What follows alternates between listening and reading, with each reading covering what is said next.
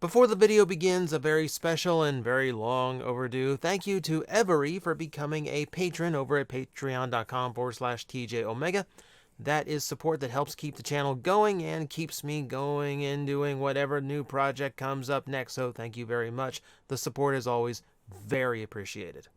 So like I said, one of the things that I really want to do in this big push that I am now making is try out different videos I've never done before. Things that I just thought looked fun to do, whether or not it got a good reaction or not, whether or not people went, oh, you're just following trends, or, you know, waved it off. I really don't care at this point. I just want to do the videos I want to do. And one of the video types that I see a lot lately that I thought looked kind of fun would be the traditional tier listing. This was interesting.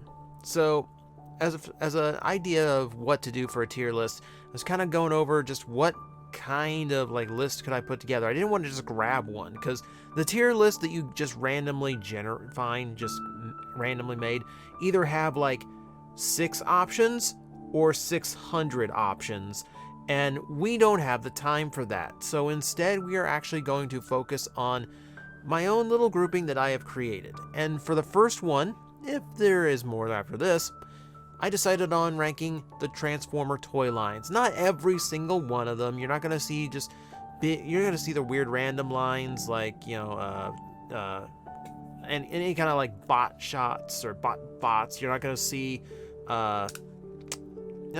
anything like buzzworthy Bumblebee. You're mostly going to see the major toy lines in this list, so we can kind of get an idea of all of the most significant toy lines that were created for Transformers. You know, excuse me if I hydrate while we do this. So for this list, I've selected 31 different toy lines. We'll go through them as fast as possible, give them each a quick little explanation as for why I'm putting them where they are, and hopefully, maybe you agree, maybe you don't. Tell me in the comments below. In fact, if you really, really disagree with what I'm saying, if you do not agree with where I place these, the best thing you can do is to hit the like button. The more likes I see on this video, the more I will know you didn't agree with me, because that's proper use of the like feature, I feel like. So we're going to start with Studio Series, which is an ongoing toy line, but it's a toy line that's had its hits and misses. You know, for every like super good figure or super interesting figure, we also get one like the RC triplets or the Jet Shatter.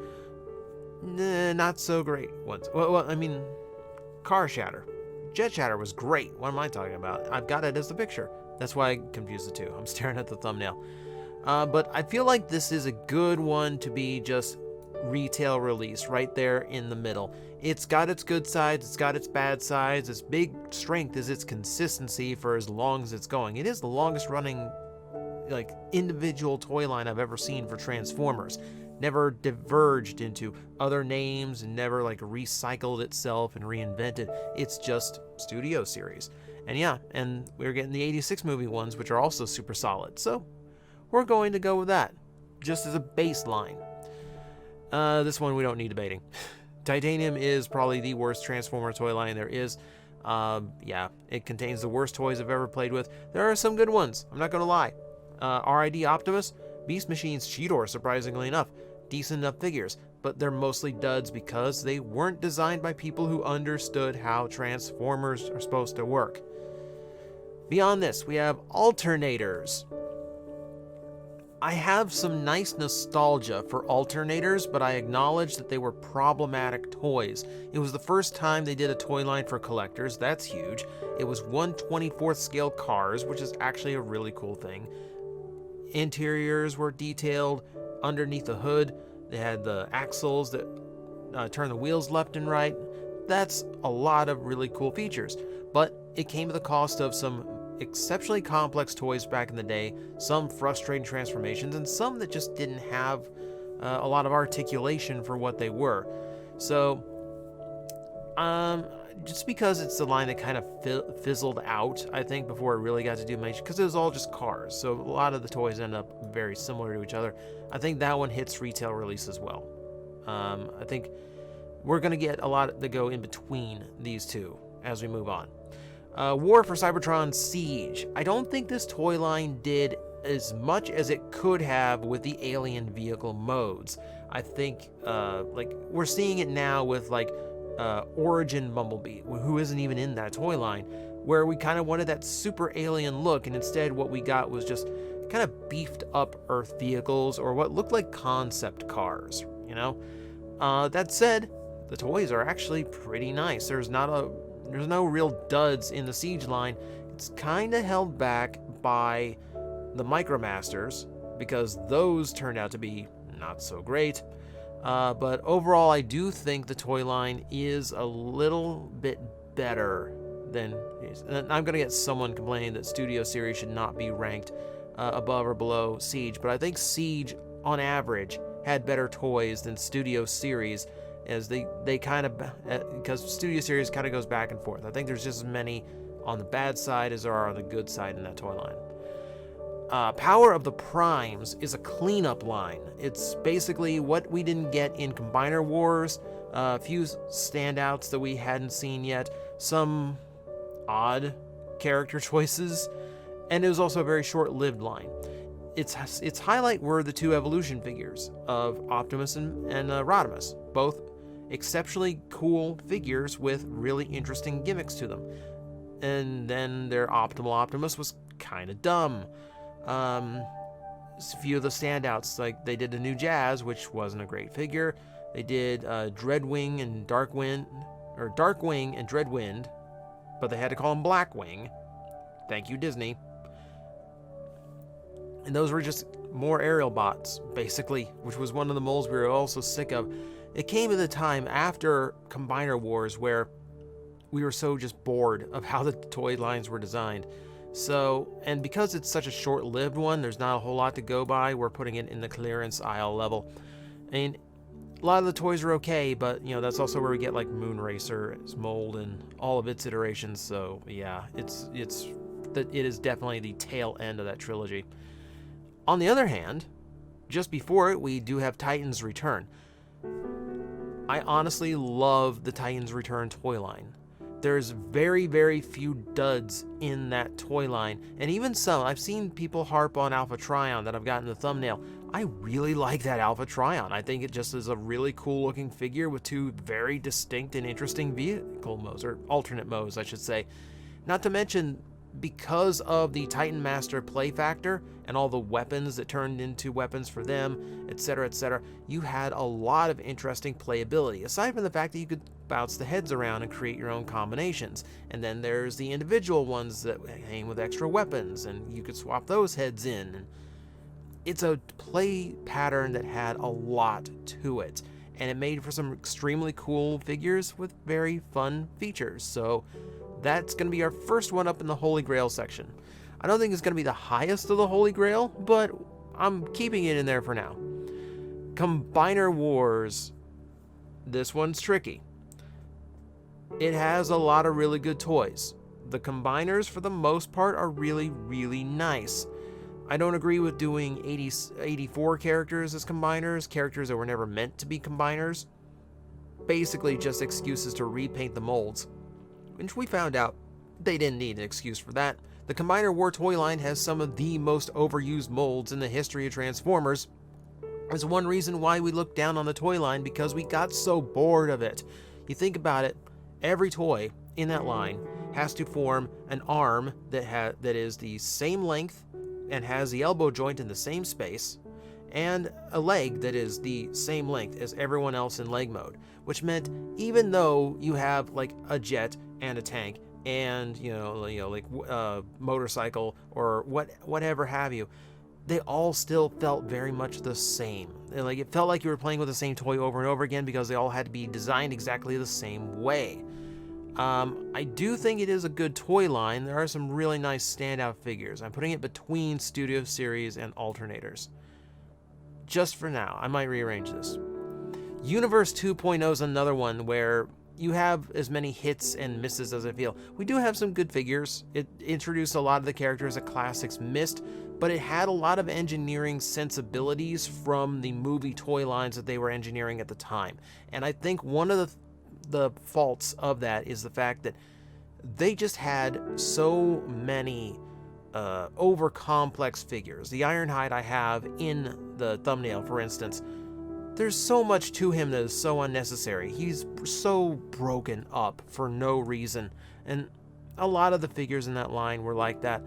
Now there are some good ones. There's the Cyclonus mold that came out in Universe 2 that I said was one of the best toys of that decade, and I don't regret that. It is a fantastic figure. There's a lot of good toys in that line. So again, we're probably going to plop Universe 2.0 right there in retail release. I still think Alternators is a little step lower. We're kind of in that range right now. And Cyberverse is probably going to continue that. Now, I'm pretty sure someone's going to want me to clearance aisle or even flea market this toy line, but hear me out. Cyberverse does actually have some hits. It has the deluxe line with the Build-A-Figure. Those toys are actually really nice, surprisingly well engineered. There's a few of the bigger gimmick figures that are actually kind of fun. And then we have the Ultra Class line, which are just basically their equivalent of Voyagers. And some of them are just, big gimmicky ones, but when they hit, oh man, like Clobber, whew. Clobber's fantastic, You actually have some really strong hits in that line. Now, again, I feel like it's in the retail release section. I think it balances itself out. And, the toy line is successful enough. It's continuing. We're getting another wave of them. So, obviously, they did something right, because it just kept selling.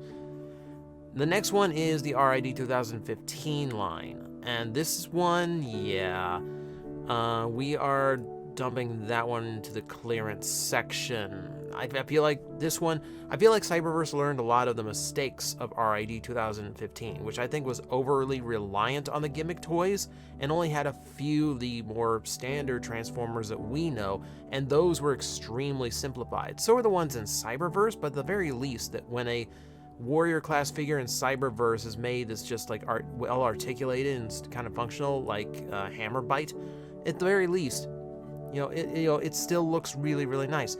RID, it felt even more budgeted than the line that came after it. There's a lot of figures missing paint. There's a lot of figures missing detail or overly simplified or just poorly designed. There's some standouts, don't get me wrong, and there's some interesting designs, especially on the Decepticon side, but I feel like too many missteps in that line for the sake of being too gimmicky or just, in general, just a little bit too cheap. The Last Night toy line. I will admit, I don't remember a whole lot of this line because it was a very weird toy line. It's a lot shorter than the other movie lines. It was just maybe just a few waves just while that movie was out and about in theaters. And I can remember a few standouts. I've got Cogman on the front. He was a nice figure, but it was also a line that had a lot of oddballs thrown in, and maybe not the best of the options. I feel like this one is again in the clearance aisle. I just don't think enough. I don't think there was enough that really stood out as like really good figures in that line, especially because I don't know. I just didn't jive with that one. Age of Extinction. This one was interesting. You had that big push on the Dinobots, of course, and they went against the movie by putting not only Dinobots that weren't in the movie, but also making them much more colorful, and giving them all different color personalities and identities, which in a way I don't really disagree with, because just having a bunch of dinos that were all just like that slate gray and barely any colorization, like give me G1 Dinobots, but make sure Swoop is blue and Grimlock has his gold and red and all that. They're not just straight up silver. And it was interesting to see exclusives in this line because they literally started pulling every dino mold they could think of and started putting it back. So I'm going to, let's say retail release, but where does it go? I think I'm going to put it above Cyberverse and below Universe 2.0. That's kind of where I'm at right now. Prime has some interestingness to it. Interestingness? It starts really strong with the first edition line. Brilliant figures for the most part. And then we get into the first real budget shift for Transformers. The Prime RID toy line had a pretty rough start, but I do think the toy line really picked itself up. Things like the Viacon came out, which was absolutely fantastic. And I love the experimentation in that toy line with Beast Hunters and all of the Predacon dragons that came later. There's a lot to love in the Prime toy line, whether you're talking about the first edition figures or the mainline figures that populated toy shelves. So this one I think this one goes up premium price, and I'm actually going to put it above Siege, I think, because there are some magical figures in Prime in general, like just super cool stuff. Dark of the Moon. I stick up for this toy line. I think they learned a few things from Revenge of the Fallen, which we're going to talk about soon. It's another one of those lines that was in between budget shifts. The toys got a little bit smaller, but they all came with big gimmicky weapons. And what was nice about that was that without the gimmicks crammed into the figure themselves, the toys were free to just be nice transforming toys. They didn't really have to sacrifice for the gimmick since it was external.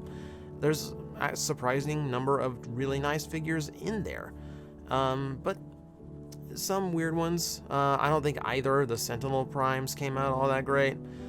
This is also where we had a really strong micro line in what was the original Cyberverse, which I thought was a cool idea, to give kids an affordable toy line, or just to have a desk-sized toy line for Dark of the Moon. And there's actually some nice figures in that too. I actually really like the Megatron with his big tanker truck.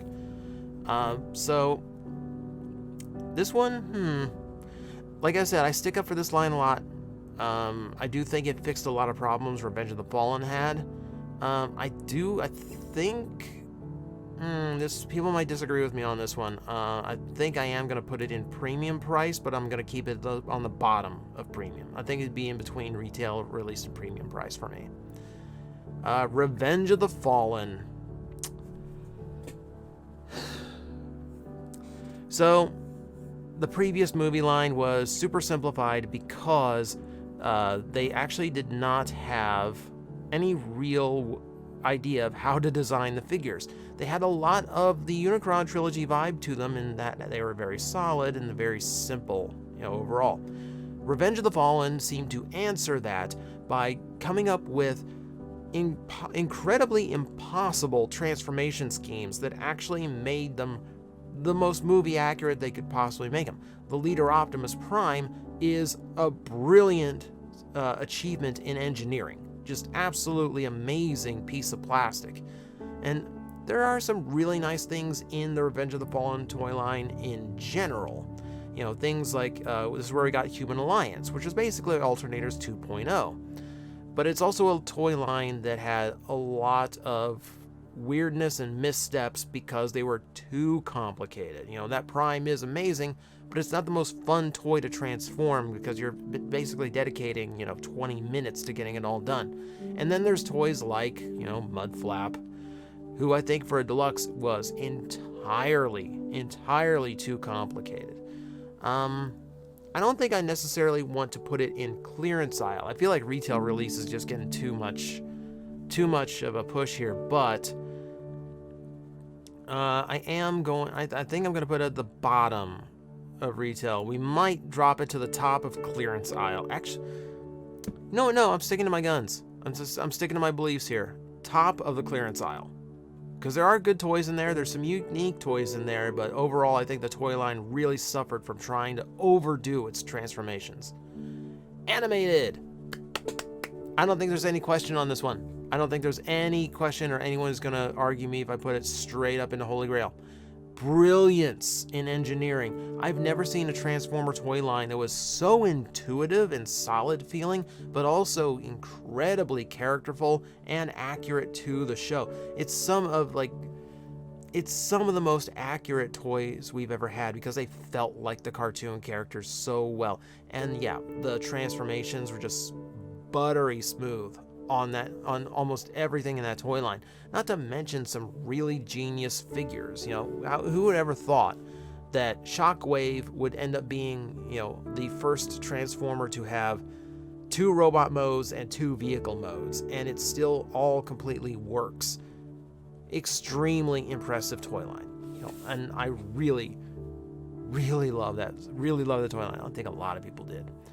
RID 01. This one's a little bit weird because it's a repaint line. It introduced very few new molds to, to be honest, either the Japanese or American versions. It was a holdover. It was to get them from where Beast Machines was abruptly ended all the way until the point where they could engineer a completely new toy line. And I do think it has some standouts. There's some repaints in there, like Scourge, like Skybite, that so excel beyond what their previous incarnations of those molds accomplished. Fantastic, absolutely fantastic repaint work in that line. So even as a repaint line, I do think it stands out a lot. And the original figures are extremely good. The car robot brothers, aside from being maybe a little too complex, still really nice. And it was an interesting mix because we had unreleased Beast Machines toys and repainted sets of G1 Combaticons. It's an interesting mix toy line, and for that I think I'm gonna put it up to premium because it's a weird toy line, but there's really not a whole lot of duds in it, especially if there's any of those toys you missed out on, because generally they came out in better color schemes. You compare Viacon Spy Streak to Night Cruise, and it's a world of difference, absolute world of difference. So I'm giving it credit for the molds it picked and the repaints it did.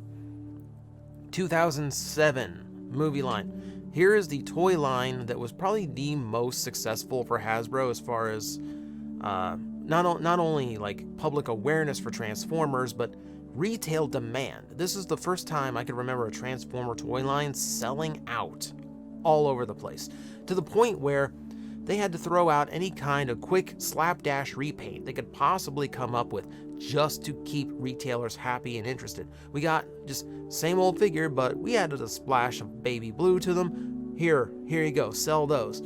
Just the it's one of those toy lines. Just the retailers could not get enough. They just kept wanting more because they just kept selling. So, I mean, just purely on that, like, it's got to be somewhere up there.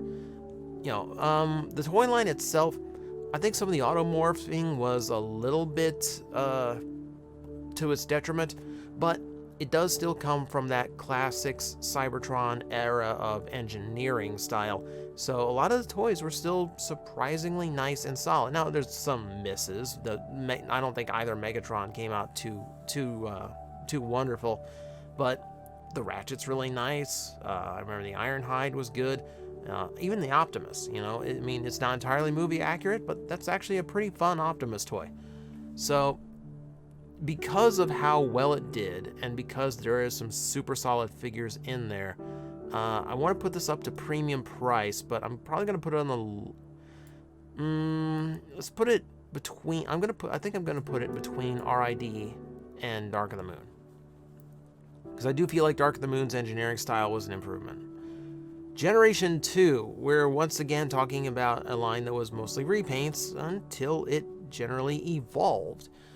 I think it speaks volumes about Transformers, that they can release toys from the 80s, 10 years later in the 90s, and they don't feel out of place. They still feel like they are fresh and interesting toys on the market. You didn't have big advancements in articulation or detail and design yet, so they could get away with that. And then you throw on, infamous splashes of 90s coloring and move on from there. Megatron gets a completely new look, and then we move on to things like Cyberjets, and all of a sudden we've got ball joints. Probably the biggest, shift in Transformers was the introduction of ball joints as primary articulation. So there is a historical significance to Generation 2. That said, there's a lot of dud characters in G2. There's still a lot of weirdness in G2. I mean, it is definitely not a G1 level toy line, even though it's using a lot of G1 molds. It's just a bizarre oddity of a toy line. In this case, I think I wanted to put it... Let's see. We're gonna put it, I think, bottom of retail release, just because it's not a tremendously great toy line. Once they got into their own new molds, some of them stood out, and a lot of them were just kind of there. Beast Wars. Well, now we're talking. So, of course, this was one of the most popular Transformer toy lines. It is the toy line that saved the franchise. After G2, they were probably going to, just kind of move away from Transformers until Kenner decided to take a stab at it. And it was down to, do we stay the course and, just try and keep this going the way it has been, or do we do something radically different? And they chose radically different. And wow, like, one of the biggest impacts on the entire franchise. A whole new cast of characters that, fans fell in love with the same way they fell in love with G1 characters. For a lot of people, this was their G1, because this brought in a lot of new fans too. The toy lines themselves, okay, you've got weird ones. You do have oddities like Injector and Retrax, but you've got so many good toys too. And so many iterations, Cheetor taking on 3 completely different appearances, and all 3 of those toys have their own merits. You have, huge toys like, Transmetal 2 Megatron, and then even smaller ones, like one of my favorite ones was,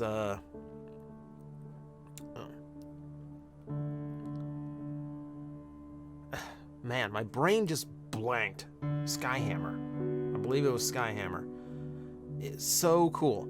Like, I mean, aside from this, like, you think of like how cool Transmetals were after seeing all the organic beasts. You think about how interesting Fusors were, and then cyborgs with No, this has got to go Holy Grail.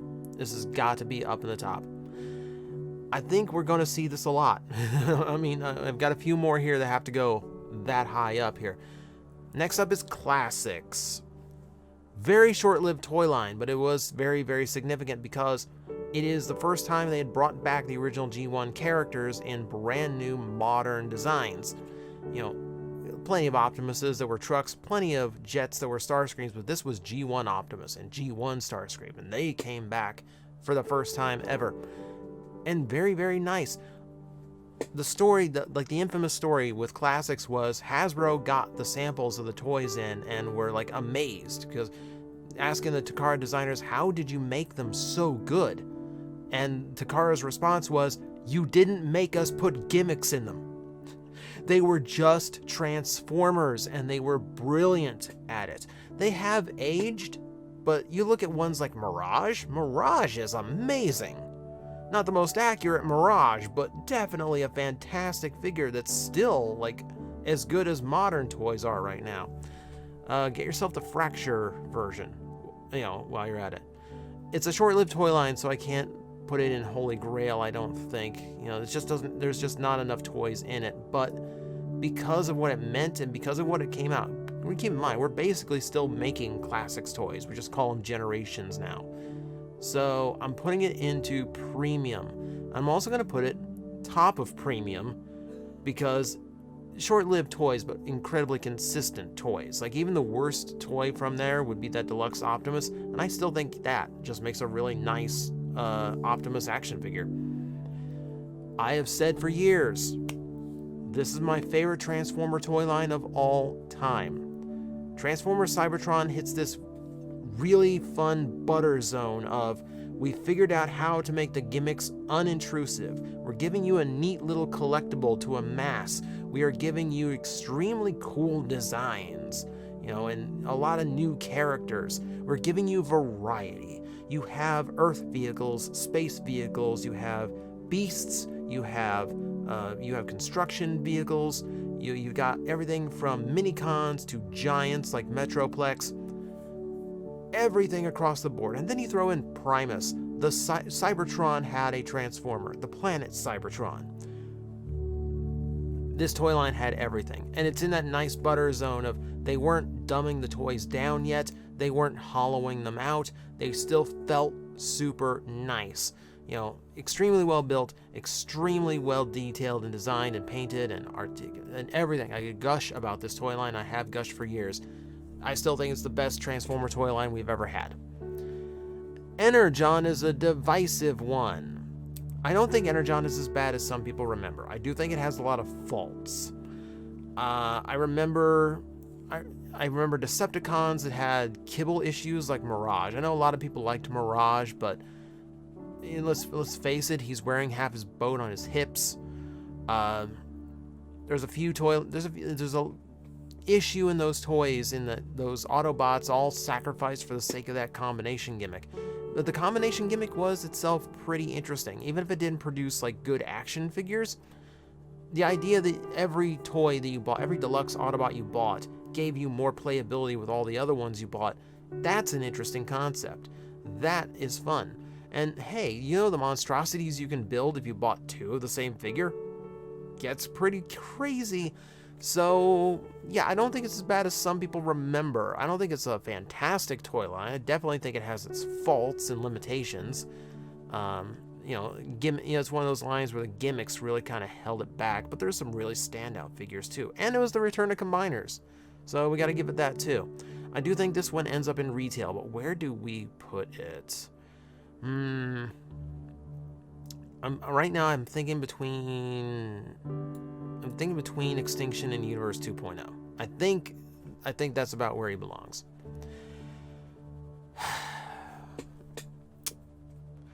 All right, Armada. What do we do with Transformers Armada? Well, this brought Autobots and Decepticons back, this brought vehicle modes back, and this was extremely popular with kids. I mean, it was a resurgence for Transformers in the early 2000s. Toys were not great.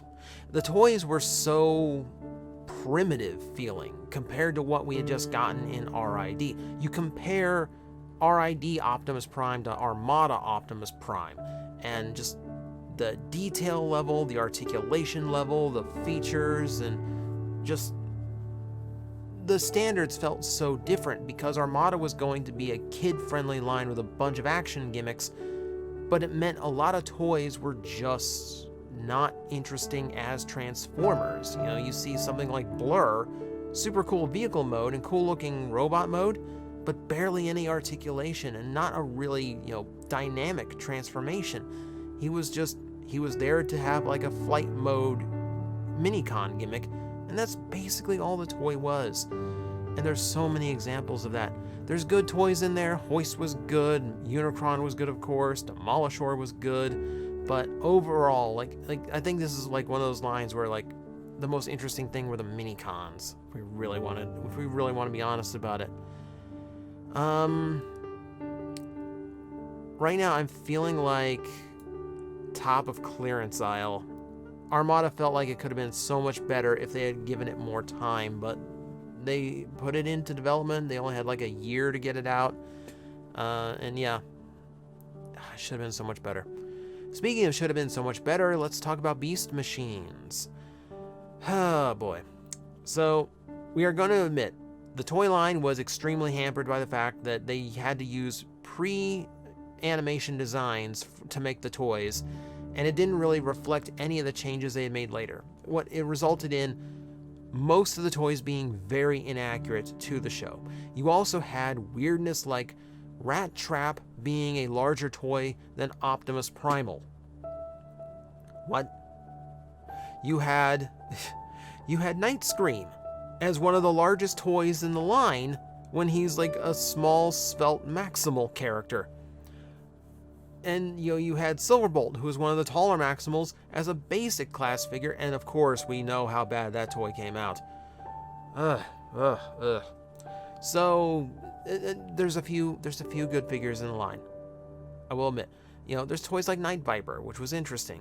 You have some decent enough Viacons, but I honestly, I don't think that saves it. And then you add on the fact that even if you had a good Maximal, you had so much use of translucent plastic that they become very brittle and hard to, survive the test of time. And if you had a good Viacon, like the Ultra Jetstorm, good luck with the chrome, because oh my god, I don't know what they did to chrome between Transmetals and Viacons, but they screwed something up. Beast Machines, yeah, top of the flea market. There's some redeeming figures in there, but so much of the bad. So much of the bad. Generation 1, the beginning. And not even technically the beginning, because what we call Generation 1 was a ton of Japanese robot lines amalgamated together. We didn't get original toys in Generation 1 for a few years. This list is going to, like, because I only have one entry for G1, I have to look at everything from the original Optimus Prime all the way to Action Masters. And we do acknowledge that Pretenders weren't really that good in the grand scheme of things. We acknowledge that Action Masters were not the right direction for Transformers. But there's so many.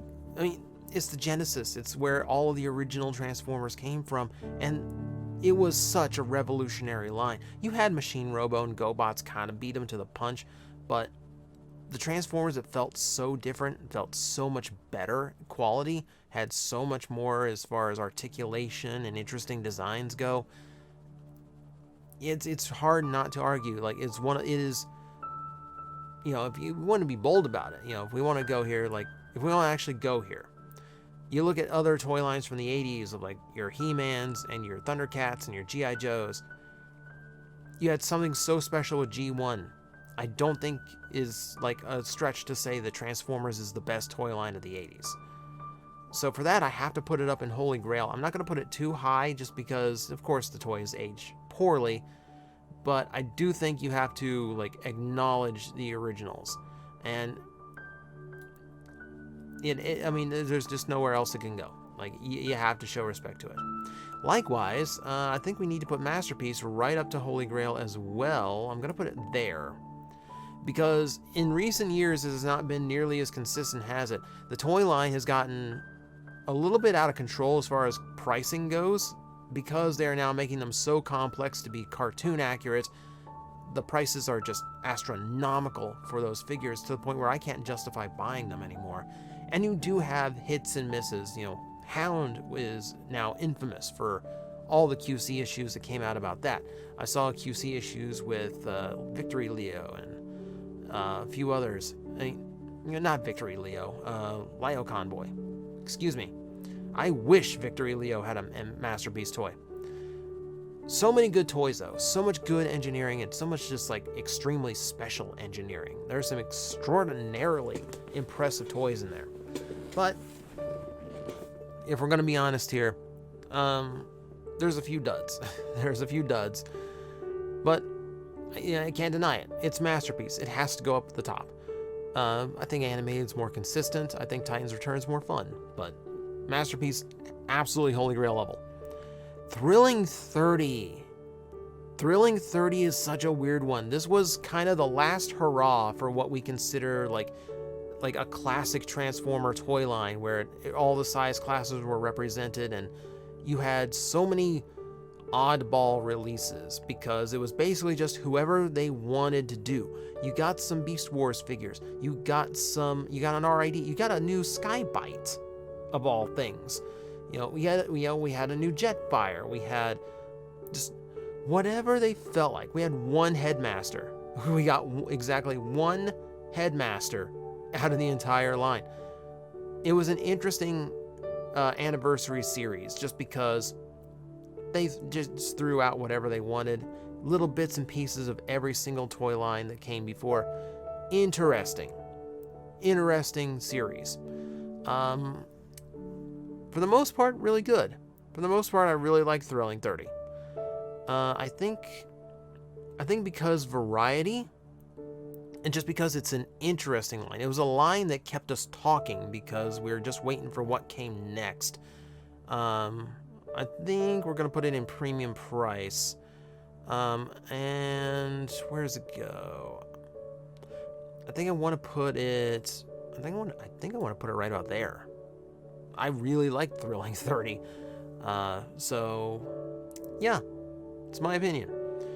crossovers. This does not include the recent collaboration toys that we've been getting. Those have all been, for the most part, really, really nice. This is for specifically crossovers Marvel and crossover Star Wars. It's a fun concept to actually do all these Hasbro properties as Transformers and kind of mix them about. That's cool. The toys themselves are, for the most part, not good. This is, again, just like Titanium, it's one of those toy lines that was essentially built by people who don't normally engineer Transformers, so they get a lot of things wrong. They rely on a lot of shell and kibble. They do a lot of really awkward things with the engineering. You know, we see the difference between when Crossovers did their take on Darth Vader into his TIE Advance, and what Takara did when they made the exact same concept from a completely original mold. Vast difference between the two. This, I think it has some fun figures. And I think on the Marvel side, there's actually some okay toys. But I don't think it really did what it needed to do. The toys just were not good enough. They had just way too many problems, just way too many faults. I put it at the top of Flea Market because it had some cool designs and some affordable Star Wars ships, but that's really it. Oh, and those little tiny, super tiny pilot figures, no, they shouldn't have even bothered. This brings us to our newest toy lines. We started with War for Cybertron Kingdom. This one is still in progress, so we can't completely judge it yet. But so far, I have really, really enjoyed Kingdom. This is, again, one of those interesting mixed toy lines. We're getting some G1. We're getting some, interestingly enough, we're getting 86 movie G1 combined with, 96 Beast Wars characters.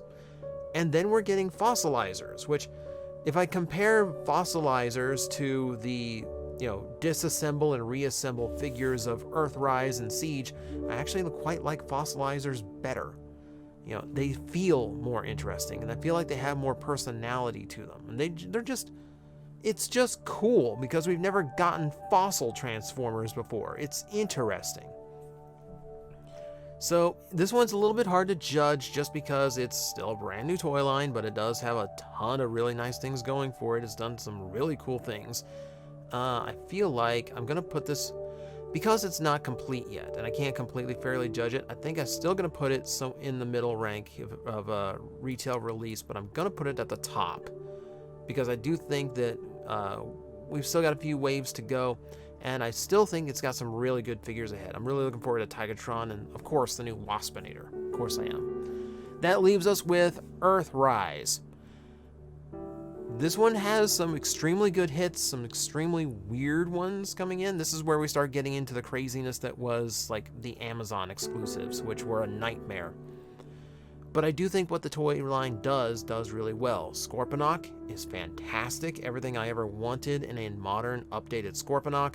I think using classic Starscream as the basis for the new Voyager Secret mold was exactly the right choice. What we got is basically, a pinnacle retail release of Starscream and all 6 of the Seekers while we were at it. That Optimus Prime. The trailer is a little small, and I wish it did more, but I cannot fault that Optimus Prime. It is an exceptionally well-designed toy, and very little wrong with it. It is a very, very well-rounded toy line. You're going to see people arguing, well, it's hollowed out. Well, it's, they feel cheaper than they used to. I still say they are fun toys that look really nice, so I'm putting it premium price level. I'll put it at the bottom. I'll put it at the bottom because I will acknowledge that it has some flaws. It's not built as well as some toy lines, but that's where I kind of feel it. All right, so we are done with the ranking, and am I happy with this? Am I looking it over here? I do think the Holy Grail section's correct. Cybertron's a masterpiece of a toy line. Titan's Return is a lot of fun, animated, extremely well designed. Masterpiece is masterpiece. Beast Wars was revolutionary. Generation 1 was revolutionary. the only thing I might do is I might just uptick that just a little bit, just to give G1 just as an extra little nod. On the premium side of things, let's put Prime at the top. Classics, just not enough figures, but still exceptional toy line. Siege, thrilling. People are going to argue Dark of the Moon with me. I know they are, but I feel like that's okay. Retail release, I think that's fair. Studio series, some might argue about. Cyberverse, some will argue about, but I think they have as many hits as they do misses. I think that's fair. And then clearance aisle and flea market, I think, yeah. I think I'm happy with where all of that stands. I am sure you do not agree with me. I am sure I put your favorite toy lines somewhere way too low on the list for you. So please tell me. This is going to be the interesting thing about doing tier lists, is because I want to know what you think of my choices here, and I want to know where you would have put things if you were doing this kind of tier list. So thank you for going through this little experiment with me. If people like it, we'll do some more. I've got some more ideas for these that I would like to make, and let me know in the comments what you would have done with this list. So hopefully I will see you again the next time we do this.